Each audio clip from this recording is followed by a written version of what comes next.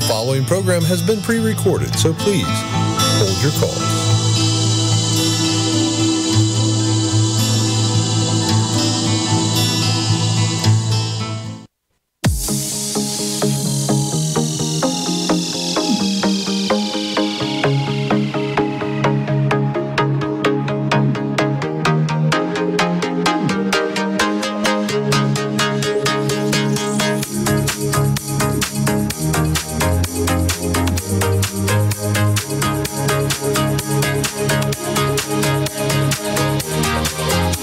Welcome to Conspiracies Against Wellness with your host, Janelle Elgaway.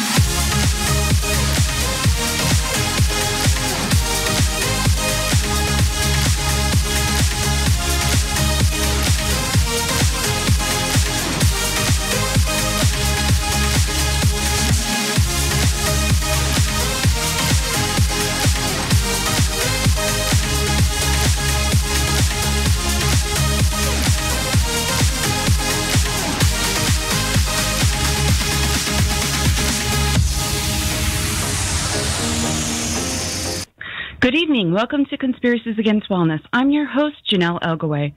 August is Gastroparesis Awareness Month. The ribbon or color is lime green. If you'd like to help spread awareness, please light a green candle and post it on CAUSE Twitter account or Facebook page. Current treatments for gastroparesis are poor, and little is known of this invisible disease today. 1.5 million Americans suffer from gastroparesis in the United States, and out of that number, 100,000 suffer from the most severe cases. A staggering 5 million Americans currently go undiagnosed, and 20% of type 1 diabetics will develop gastroparesis in their lifetime. I'm so excited to have this week's guest on the show. Since I've started Nation, I haven't met a community that is so driven, and there's this feeling of urgency to find better treatments. Tomorrow night, guest Laura Schmidt will join us to talk about her personal 16-year journey having gastroparesis and the wonderful advocacy work she has been doing. Today we have Melissa Van Houten with us. If you have a question for Melissa, please call in at 415-915-2291 or call 1. Or you can leave a comment or question on a live stream from YouTube. Melissa was diagnosed with gastroparesis 3.5 years ago. In this short time, she has done some amazing advocacy work for the gastroparesis community. She was a featurette in a video for iPain Foundation's Music Moves, and she is also a representative for iPain Foundation. She has a book coming out shortly that she co-wrote with award-winning and international best-selling author Linda Fell. It's called Living with Gastroparesis, Real Life Diaries. Welcome, Melissa, to Conspiracy Against Wellness. How are you doing today? Thank you so much, Miss Janelle. I'm doing pretty well today. Awesome. Can you please tell us a little bit about yourself? Yeah, I am a wife and a mother of a beautiful 13-year-old daughter. I'm a former political science instructor and corporate trainer who stays home now. And as you say, in February 2014, I was diagnosed with gastroparesis. So now I am a gastroparesis patient and advocate. What exactly is gastroparesis? Well, gastroparesis, the word literally means paralysis of the stomach. And gastroparesis is a digestive motility disorder where the stomach muscles, which are controlled by your vagus nerve, do not work properly to push the food from your stomach into your small intestines. So what happens is, under normal circumstances for a normal person, you will eat and your food will sit in your stomach just long enough for it to sort of break down and then pass into the rest of your digestive tract. But for someone with gastroparesis, that process is delayed. So when we eat, the food sits in the stomach for an abnormally long period of time. Sometimes the delay is minor, and sometimes the delay is very severe, very lengthy. And it results in a lot of symptoms that people don't really think it sounds all that bad. They think, well, your digestion is a little bit slow, your stomach empties slow, that's not that big of a deal. But for those of us who have gastroparesis, it can cause some pretty debilitating symptoms. We get a feeling of fullness right away. If we eat only a few bites, we feel like we can't fit any more food in, we get heartburn or GERD, nausea, vomiting, stomach or abdominal pain. Some of us get bloating. And it can lead to some pretty serious complications like malnutrition, dehydration. We have problems with blood sugar fluctuations sometimes, extreme weight loss. Some of us have esophageal damage from vomiting and from the acid coming up in our throats. And just some lovely little problems like that. So it's a little more serious than what you first might think. Right. Is it genetic? Does it run in families? It is not genetic, although there is some indication that it does run in families. And I know that sounds odd, but there haven't been a lot of studies done about the genetic component. What we know right now is that it is not genetic, but it probably needs further study. There are underlying conditions and causes for gastroparesis that can be genetic, though, like some autoimmune disorders. So if you get that cause, that condition, then you might be more likely to develop gastroparesis because of that. So we do see families with it, even though it's not considered genetic. Mm-hmm. Do you get neuropathy and stuff like that, too? Because when I was talking to Laura about this, she was mentioning that. And now that you're mentioning autoimmune diseases, is there a link between that, or are you not sure about that? There seems to be a connection between the two, although, not all of us have that. I do not have neuropathy, but I know many people in our support groups do, and there does seem to be some sort of link there. Okay. So what causes one to get gastroparesis? How does that happen? There are lots of different causes. It's basically any sort of damage to your vagus nerve or to the muscles, the stomach muscles that cause your stomach to empty. The most well-known cause is diabetes, and about 30% of us with gastroparesis get it from diabetes. You can also develop it from neurological disorders like MS and Parkinson's, connective tissue disorders like scleroderma. Some people get it as a result of botched surgeries. Maybe they were getting their gallbladder removed and the vagus nerve got nicked, and that caused gastroparesis. But the largest category is idiopathic, actually, and they do not know what causes the gastroparesis. Mm-hmm. And you are idiopathic, correct? I am idiopathic. Can you explain what that is, just in case somebody doesn't know what that is? Yes, idiopathic means that they do not know the cause of your disorder or illness. For me, it's the theory is that I got this as a result from a virus. That is nothing that they can prove in my particular case, but because mine came on kind of suddenly, that's what they theorize for me. Mm-hmm. So when you get diagnosed with gastroparesis, what type of testing do they do to, for people to diagnose them with this? Is there testing? There is testing, yes. And okay. A lot of what you undergo are tests that sort of rule out other conditions first, because they want to make sure that you don't have something structurally wrong or some kind of obstruction in your digestive tract that's causing these issues.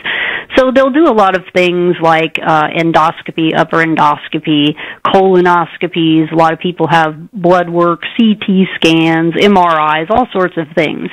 But the gold standard for testing for gastroparesis is called a gastric emptying study, or a GES. That's what we usually use to confirm diagnosis. And what they have you do is, this sounds crazy, but I swear this is true.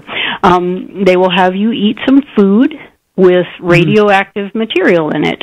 And then they will take us. Yeah, I know. They told me this in the hospital. I thought it was a joke, but no, it's serious.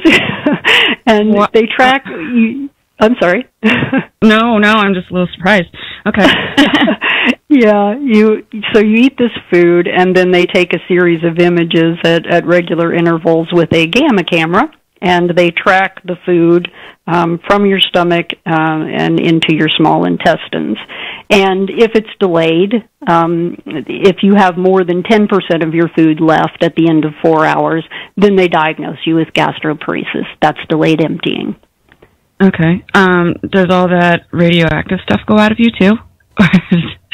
I'm hoping it does. Yeah, I know. It's a little different. Why isn't there more known about gastroparesis? Like, because when I started researching, all the stuff that you gave me, there's not a lot of good treatments, really, that I could see. I mean, and it just doesn't seem like people really know a lot about it. Why is this happening? Why? Oh, that's an excellent question, and quite honestly, that's what we ask in our community all the time. Why are we suffering like this, and no one even knows we exist? I don't know if I have a good answer for that. We push for awareness all the time, but it does seem that the doctors, even some gastroenterologists, aren't really aware of gastroparesis. Some of them don't even believe it exists, I think. Really? And I think part of that is probably because the symptoms are so similar to some other disorders, and maybe that's just not the first thing that they look for or think of. That's not what they're really trained in, because there aren't that many of us out here, and so it goes overlooked. That's my theory anyway. I have no proof of that, but that's what I think. Yeah. Well, no, and I mean, that's why I wanted to know your theory, because, you're on, and I mean, I just couldn't find a lot of stuff. So what are the current effective treatments for gastroparesis right now? Well, unfortunately, there is not any safe, reliable, completely effective treatment for everyone who has gastroparesis. And what we have found is that, one treatment might work for one individual, and it won't necessarily work for another. So the treatments are all over the place. There is no cure, so they work on treating symptoms. A lot of what we get are nausea medications. Medications to help with the pain sometimes if it's really bad, but pain medications slow motility, so they try to avoid those. We are told to make dietary changes. There are a couple of what are called prokinetics out there available to us, which help speed stomach emptying. There are Botox treatments. Some people turn to Botox treatments. Some people don't do well with any of the available treatments and have to end up on tube feedings or IV feedings. Some people turn to surgeries like pyloroplasties, pacemaker, electrical stimulator, commonly called pacer, but the doctors don't like that. Yeah. Is stem cells used at all? Infusions? I've heard of this treatment being used occasionally. I haven't really read a lot about it, and I haven't seen a lot of people who have had it done, but I have read that there's been some research in that area, and I do actually know a couple of people who have had it done with some success, so that looks to be maybe an upcoming area of research. Yeah, because I had it a year and a half ago for my neck, because I broke my neck twice, and I've had 5 surgeries on it, but my doctor also wanted to follow me with it because I have CRPS too. And honestly, I don't know if it's worked, but I could say that my CRPS, I get a lot less flares. I mean, I've been able to go into remission twice this past year. So it's I think there is something to it. And, if there's neuropathy involved with what you guys have, and possibly, I don't know, you don't know what it would do, but that would be interesting if, people got that. Just to see what it would do. I don't think it can hurt you. Yeah. Absolutely. Definitely some hope there, I think. Yeah. So has the treatments progressed over the years? Because I know Laura's going to come on tomorrow, and she's had this for 16 years. And I really like the difference that you're newer, and she's had it for quite a while. So we'll be able to, kind of get an understanding of what what your mindset is and what hers is. But over the years, has there been any progression in treatments or better things? Well, I mean, as I look back over the history, I don't see all that many changes so far in treatments. It seems to me like everything is still very focused on treating symptoms and not on finding a cure. That may be partially because, you know, we may need multiple cures. There's multiple causes, so we may need multiple cures. That may be part of the reason for that. But I do see right now a lot of new research being done. There seem to be a lot of drugs and treatment possibilities now in the pipeline that were not there before. There seems to be a renewed interest in finding something. So I'm very hopeful that we have turned a corner here, and there is going to be a new focus on treatments. Yeah. Is there like a main drug that you guys have? Because it seems like whenever somebody has a disease or something, you know, there's like that one drug that, you know, it's a go-to for doctors. Do you guys have anything like that? We have something similar to that, I would say. A lot of people take Reglan, and that is one of our prokinetics, and it is supposed to help speed up motility, but it has some pretty bad side effects. So I was going to say, doesn't it have a black box warning on it? Yes, it does have a black box warning, and that's pretty scary. Yeah, our options are that drug, and then there's another one called domperidone, which is also a prokinetic. That is actually, you can only obtain that through a special program from the FDA. So we really don't have any good options there, any good safe options there. Why doesn't the FDA approve that drug? Do you know? The domperidone? Uh-huh. That's a good question. They actually, I think it's been a couple of years ago now, they had a public meeting for patients with digestive disorders, and many of us wrote in and actually showed up at that meeting and pressed them for approval of domperidone, and we seem to be getting nowhere with it. There's a big push by a lot of patient organizations, digestive diseases organizations, to get that done, and they have so far dug in their heels and said no to us. That's really interesting. So they have approved something that has a black box warning, which, by the way, what happens exactly, what is it called, Reglan? I forget how to say it. Reglan. What exactly is the problem? Like, what will happen possibly if you take that, and why they have a warning on it? A lot of people develop tics. I don't know if I can pronounce this correctly, but tardive dyskinesia. Yeah. And they develop facial tics or shaking, Parkinson's-like symptoms, and like sometimes permanently? these effects. Yes. Oh my goodness! Actually, the longer you're on the medication, the more your risk of it being permanent. So they tell you when they give it to you, you know, if you start seeing symptoms at all, stop the medication because this could become permanent. But I find that a lot of patients are prescribed this drug in their initial visit and not told of the side effects, not warned about this at all, and leave there knowing nothing. That's very scary. I mean, I don't understand that at all. So do you feel that the whole person is treated once you're diagnosed? Like,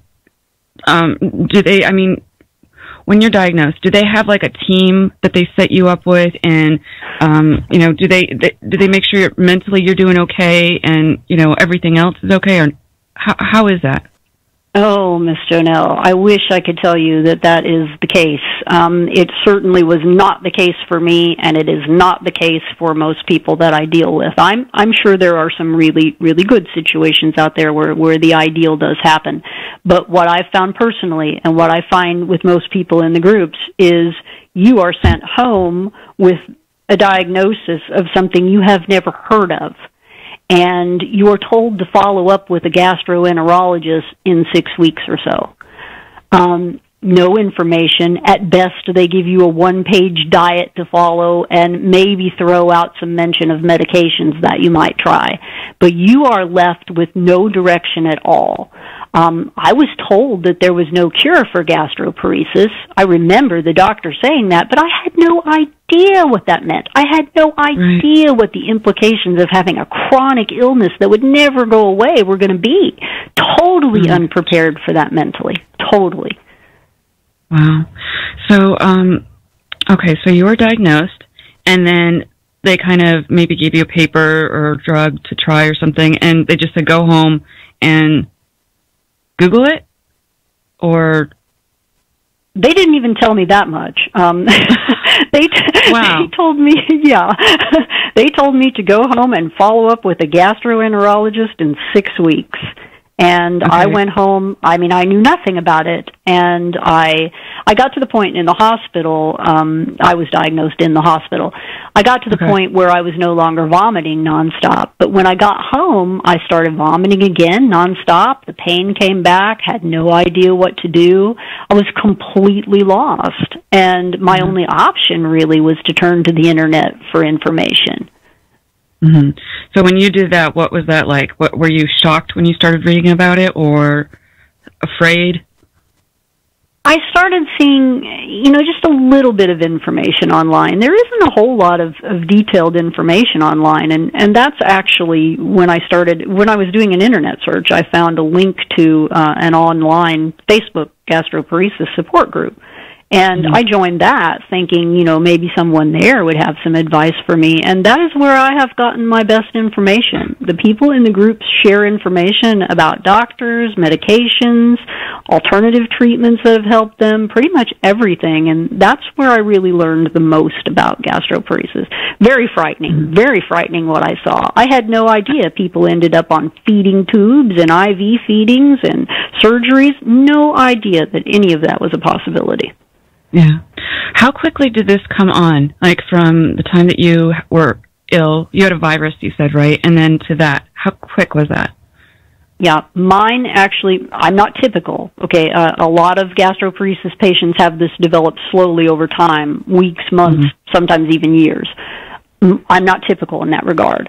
Mine came on really literally overnight. I was fine one day, and I woke up the next morning to nonstop vomiting, excruciating stomach and abdominal pain. Wow. Just could not get a grip on it. And after several hours of this, I headed for the ER, and they admitted me to the hospital.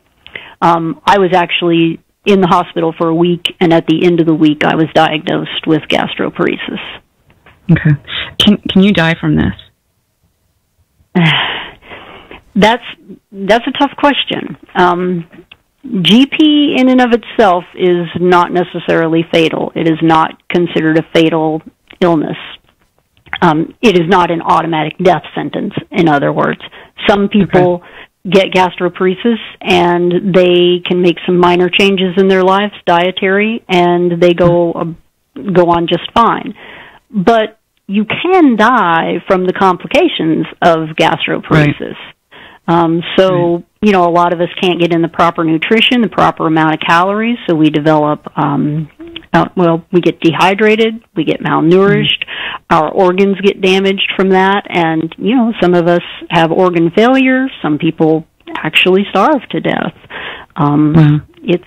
It can be very, very serious, yes. Yeah. Is gastroparesis painful? And if so, where is the pain usually? For me, it's painful. That is actually my main symptom now. I'm on a medication which controls my nausea fairly well, but the pain is not controlled. Pain is very intense for me anytime I take even a few bites of food. And for me, the pain starts at the top of my stomach and just sort of radiates down through my abdomen. And it's very intense, very intense. Not everyone with gastroparesis has the pain, but a lot of people do have the pain. I think I was reading a study the other day that said like 72% of the patients reported the stomach and or abdominal pain. Wow. So it's pretty common, yeah. Yeah. Do you currently have this disease under control, and what is it like when it's not in control? I would never say I have this disease under control. Quite honestly, I'm not sure there is any controlling this illness. It's one of the most frustrating things. You never know how you're going to feel from day to day. Some people have very good days. Some people never have a good day. I'm one of those that sort of has constant symptoms, and I just keep them at bay the best that I can. There are days that are better than others for me. On a very, very bad day, it's difficult for me to get out of bed. I'm exhausted, and the pain is just overwhelming. Send you to the floor, curl up in a ball kind of pain. It's very difficult to live with, very difficult. You mentioned that, you had a very great job. Did you have to, quit it pretty quickly, or were you able to keep working? Actually, when I was working, I actually stopped working when my child was born. So I was not working when I developed gastroparesis, but I did think that, when my child was old enough to sort of be on her own and be in school, I would go back to work, and that's just not going to happen. The symptoms are debilitating enough that I do not believe I could hold a job outside of the home. Yeah, no, I understand that. What misconceptions are there concerning gastroparesis? Well, I think a lot of people think that it's just a stomach ache. They think that if you go eat some yogurt, eat a little healthier, maybe your symptoms will be under control. They just don't see it as very serious. And I don't think they understand that it is a chronic illness with no cure. They seem to have the impression that, you've been sick for 3 weeks now. Isn't it about time you felt better? It's very hard to get rid of people's false ideas about how this is going to go away in a short period of time. There's also a misconception in terms of medications. People have the idea, if you have an illness, you go to the doctor, you get a medication, and you're fine. And I think people expect that with gastroparesis, and we really don't have very effective treatments. Mm-hmm. What was it like for your family and friends? Were they supportive?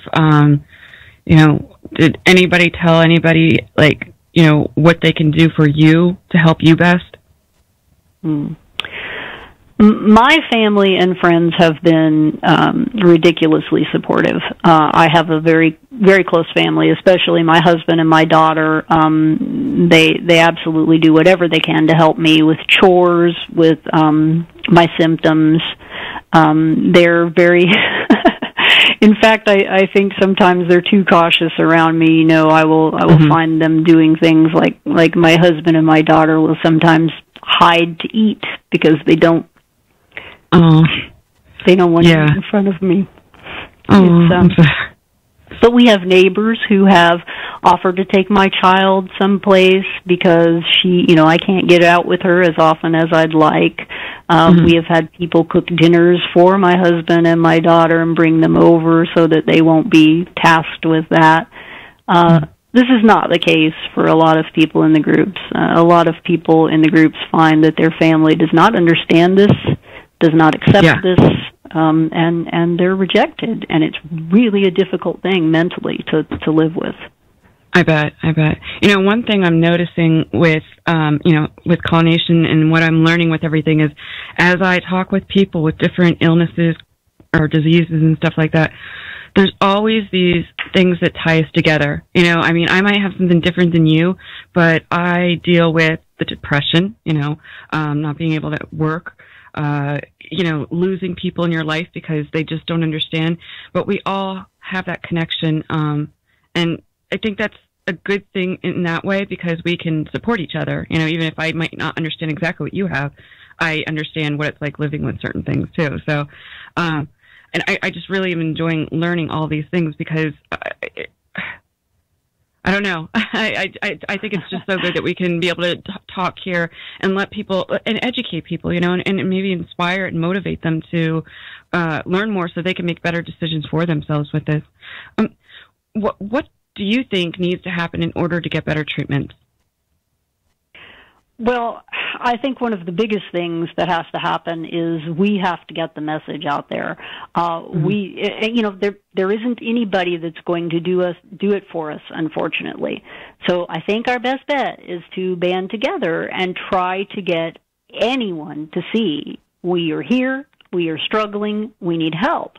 People just aren't aware that we exist. People in the medical world, people in the general public. We need to get that message out. I think that's the first step. And And as people hear more about the illness, I think we'll start seeing more of a push for research funds to be directed towards us. I think that doctors will take a bigger interest in learning about our illness and trying to understand what it is that we go through on a daily basis. I am hoping, at least, that that's what's going to happen. Yeah. And, we're going to talk about that in a little bit when we start talking about the groups. I did want to know, are people being misdiagnosed with this? Yes, they are being misdiagnosed. They're being underdiagnosed, misdiagnosed. It's commonly it's overlooked because you have symptoms that overlap with so many different conditions. All these digestive disorders, they can be pretty similar with their symptoms. Bloating, pain, nausea. That could be any number of things. I know it is commonly misdiagnosed as IBS. I don't personally know a whole lot about IBS, but I hear people all the time who were initially diagnosed with that, and then the diagnosis was changed once they had the gastric emptying study. I think that's part of the problem, that it is misdiagnosed. But I think that also a lot of doctors just don't think of looking for this. Unless you come in contact with a doctor, especially if you're in the ER or something with these symptoms, unless you come into contact with a doctor who has heard of this and knows something about it, chances are it's going to be a while before you're diagnosed. Mm-hmm. Wow. We're going to take a quick break to hear a word from our sponsor, and we'll be right back. Hey, Sam. Say, I just heard about something that might really change your life. What do I mean? Well, you said your mom was having some medical issues, didn't you? And didn't one of your daughter's friends get approached by a stranger in the park last week? Yeah, I remember. Well, you've got to see this new technology. It's a wearable device, kind of like a Fitbit, but this one has wellness monitoring and a safety panic button, among other things. No, I'm not kidding. Look, you can only get this from a sponsor. Check out www.conspiraciesagainstwellness.com and look for David and Dana. They'll take good care of you. Got something to say? Get in on the conversation at 415-915-2291. That's 415-915-CALL-1.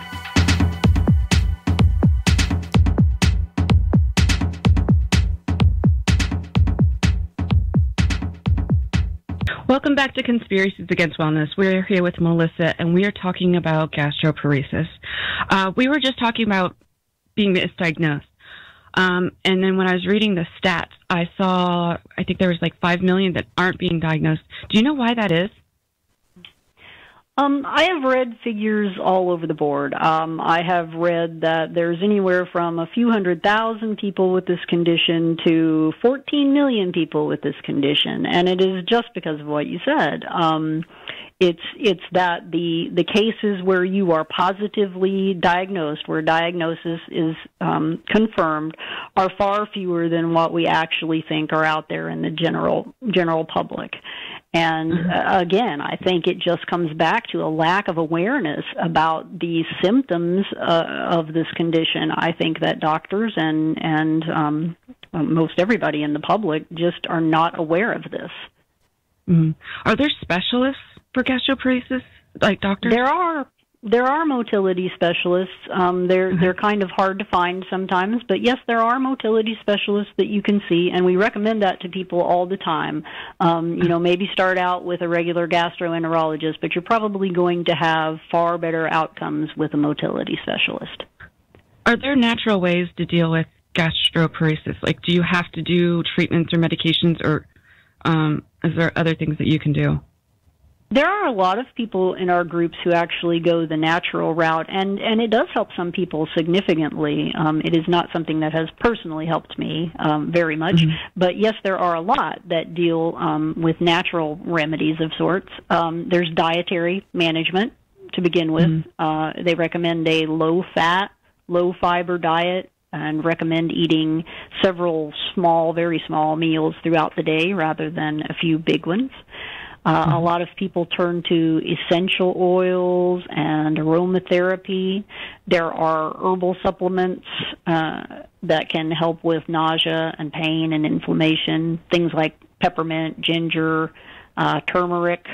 There are also a couple of fairly natural products on the market, like Iberogast. Iberogast is a very popular one in our groups. ID Guard is one that just came out recently.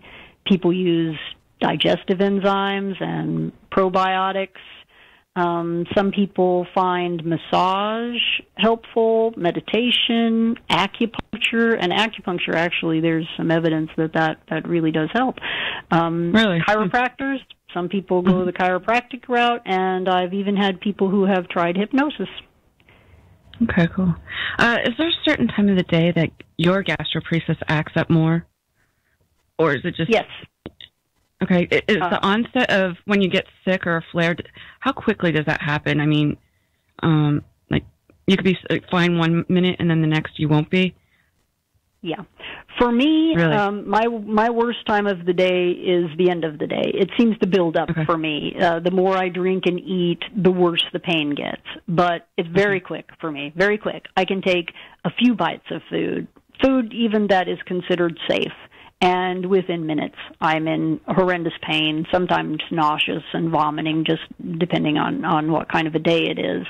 Some people are the opposite of me. Some people are sickest in the morning when they first wake up. But for me, it's the end of the day, and it seems to kind of build up over time. Mm-hmm. How do you remain so hopeful and positive dealing with this? Oh, my goodness, that's a really good question.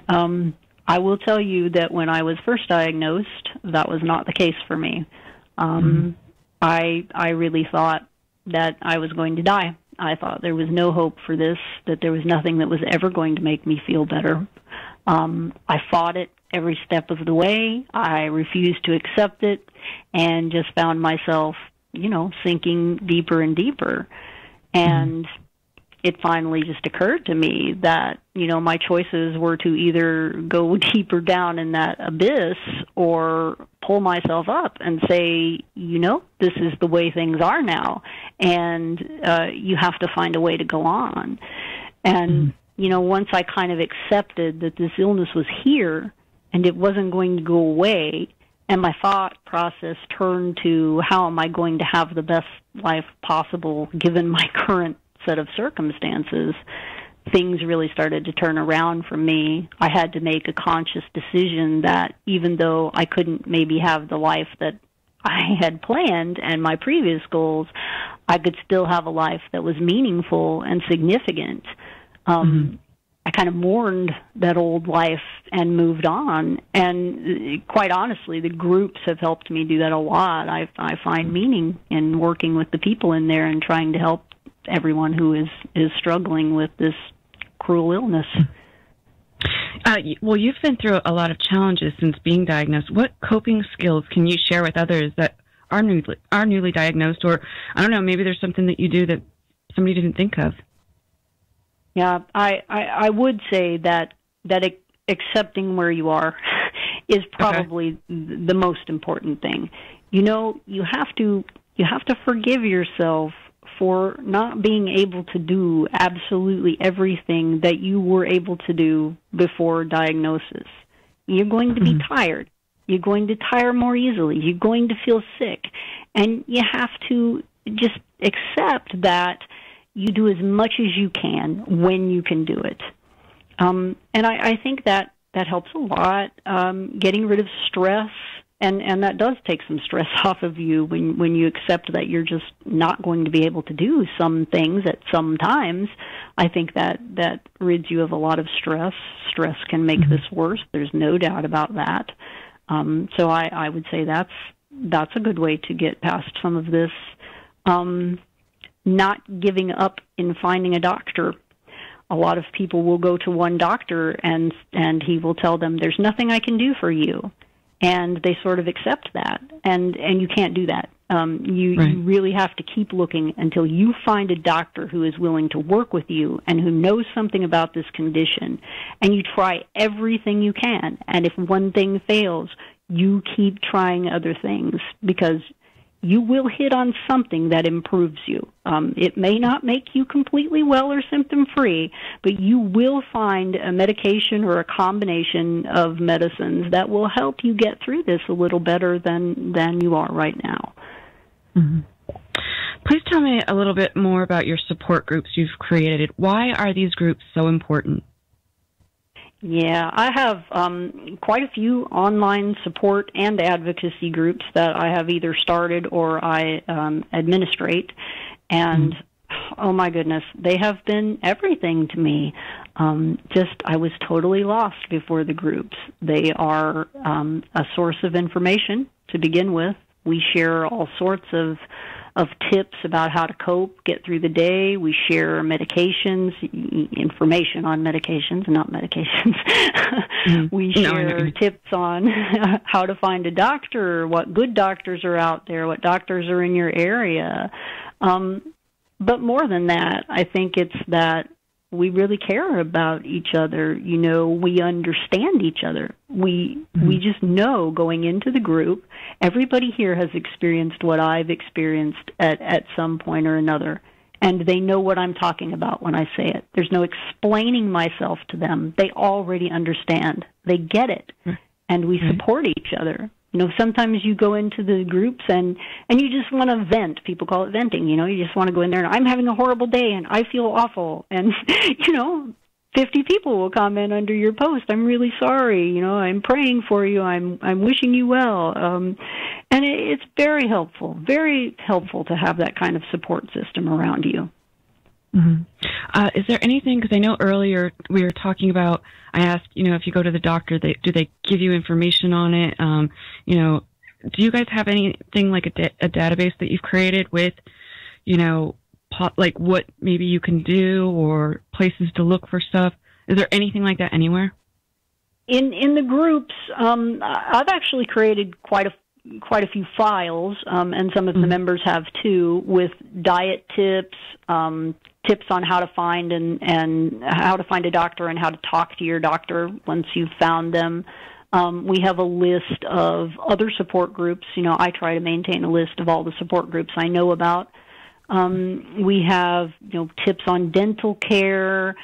We actually have a Facebook group where the lady who did create it, which isn't me, but the lady who created it keeps a list of doctors that people recommend as far as gastroparesis treatment and updates that list regularly. So we try to send people there if they're in search of a doctor.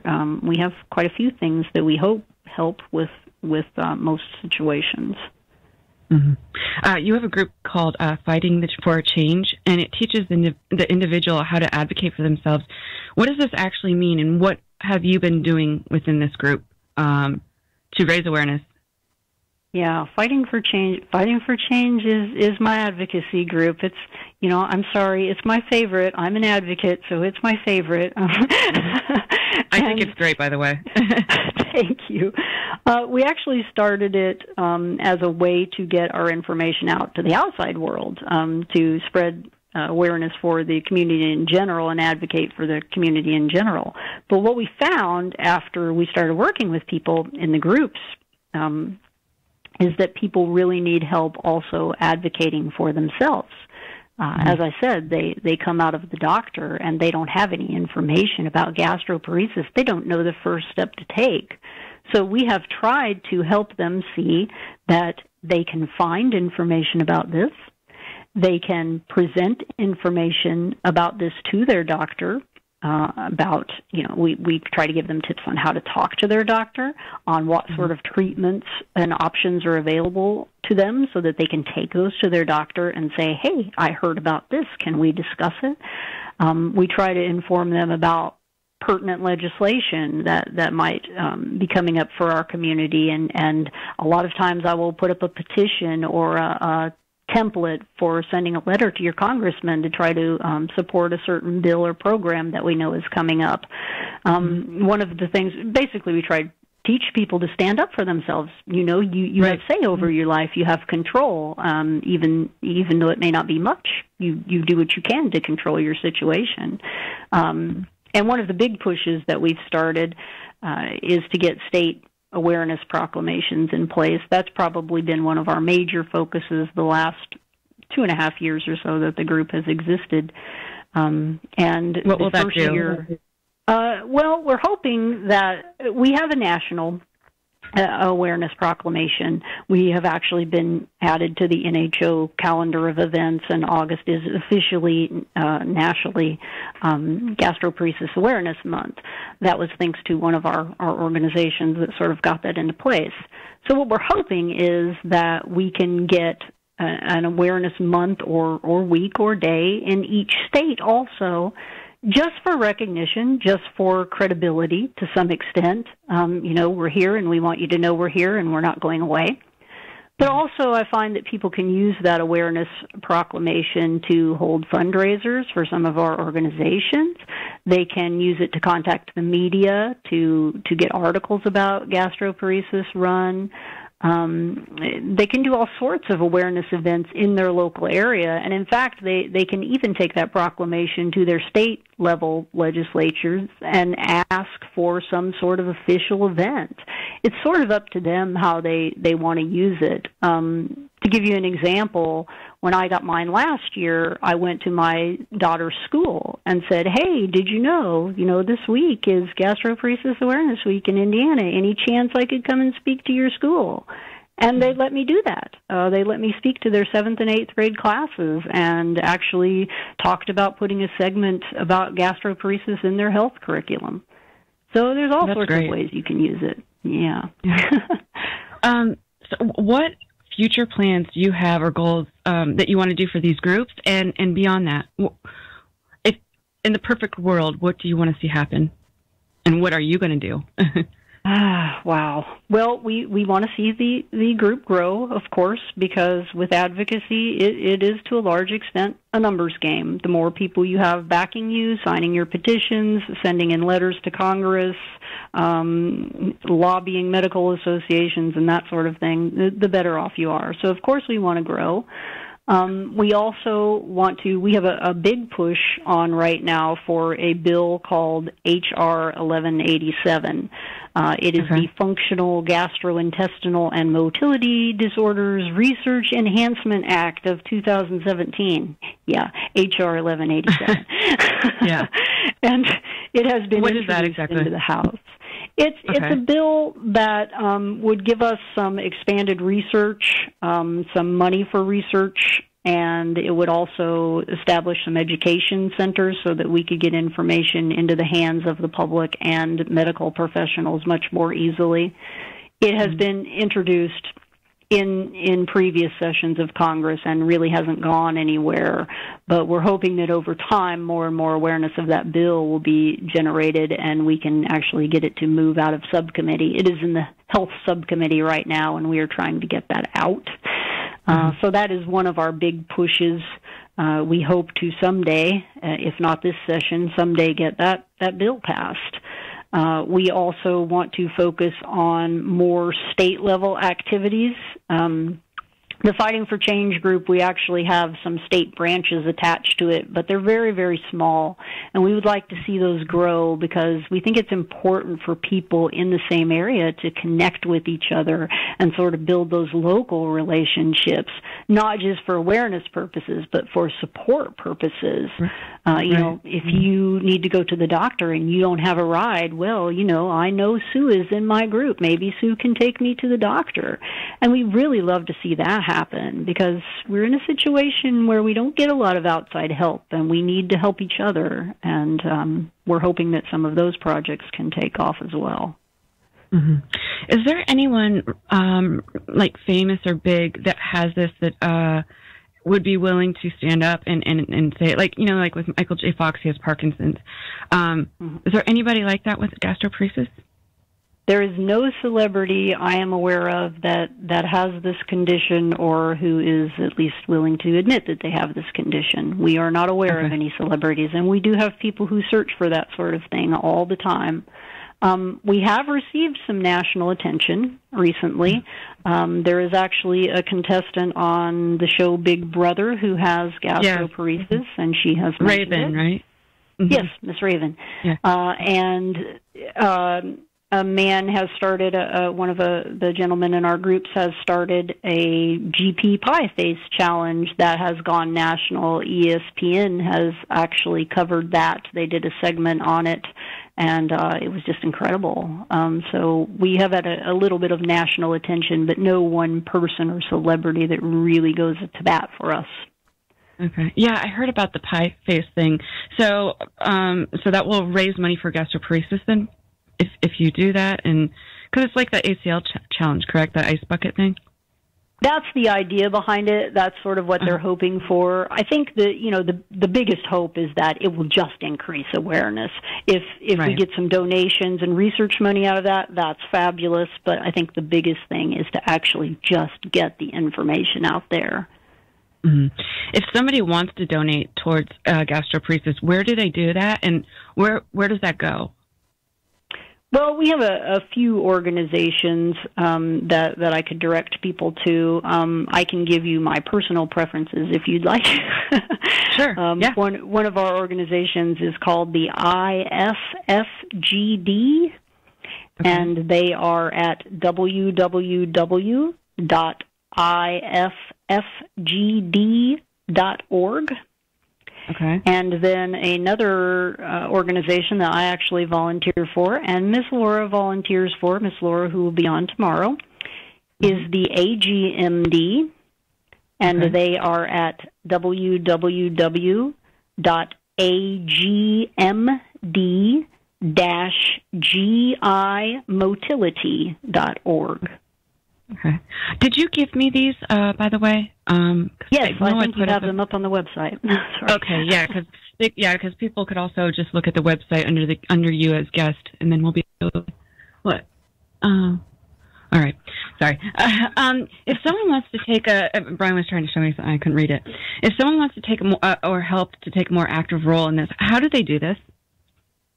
Well, they can certainly contact me. I'm on every social media site out there, I think.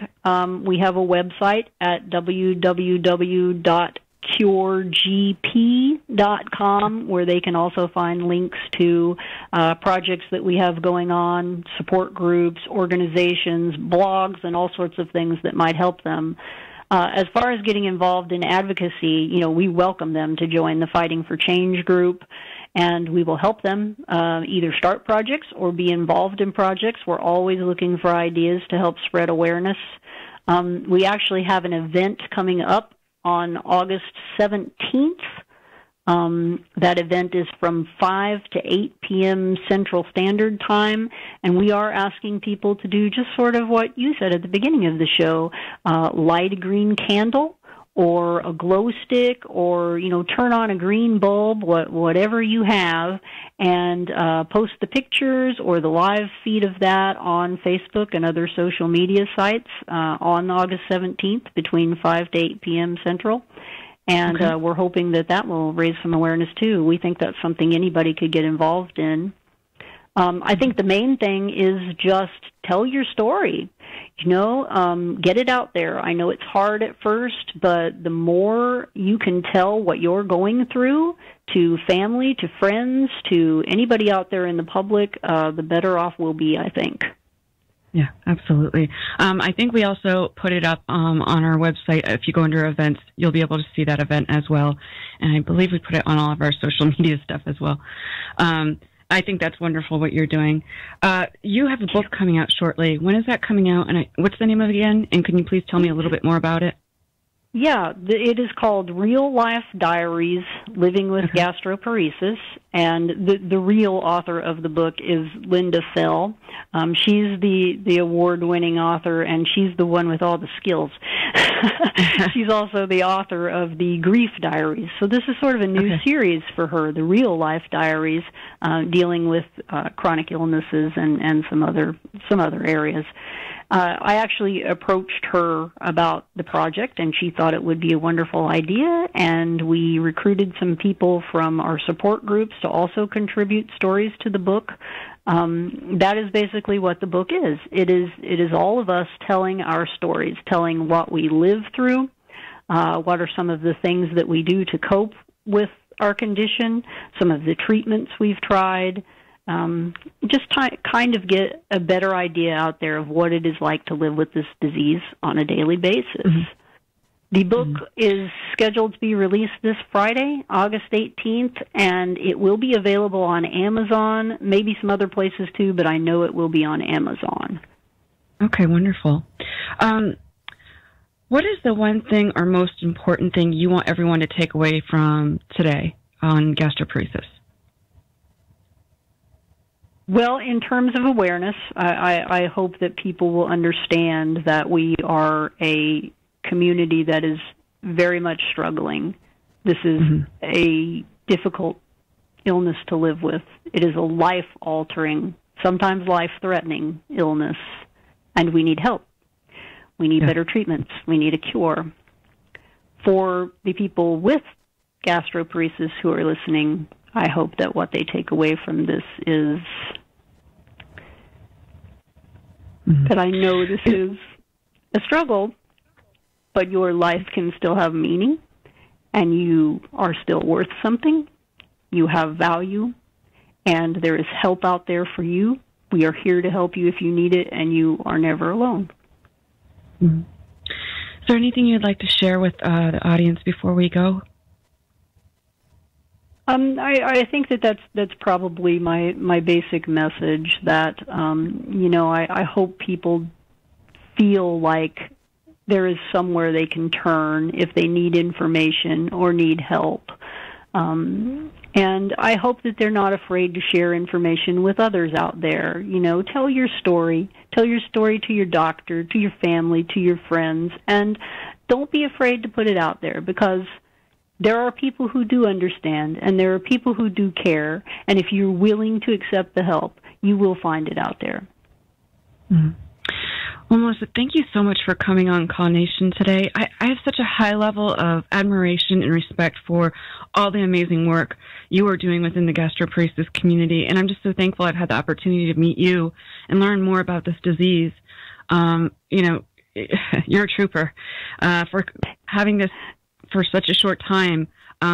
You're doing really amazing things. Thank you very much. I appreciate it, and I'm so grateful to you for having me on call today and for spreading awareness of gastroparesis for our community. We really appreciate it. Well, I'm just honored to have you on. Also, we will be streaming live again at 7 Central tonight, just for our audience to let them know. Well, I hope you have a wonderful day, and again, thank you for coming on. Tomorrow evening, we will be live at 7 Central with guest Laura Schmidt, and I just want to say thanks for tuning in today, and have a great day, Call Nation.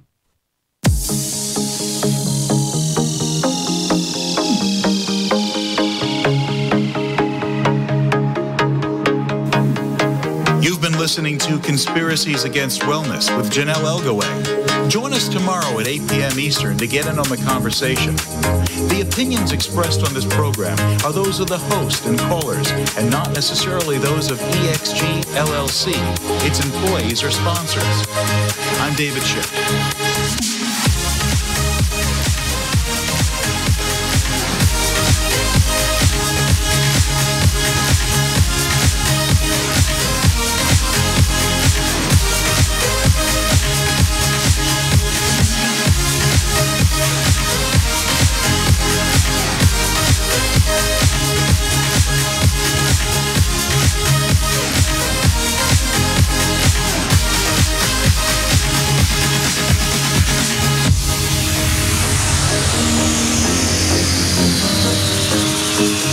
Copyright 2017 by EXG LLC. All rights reserved.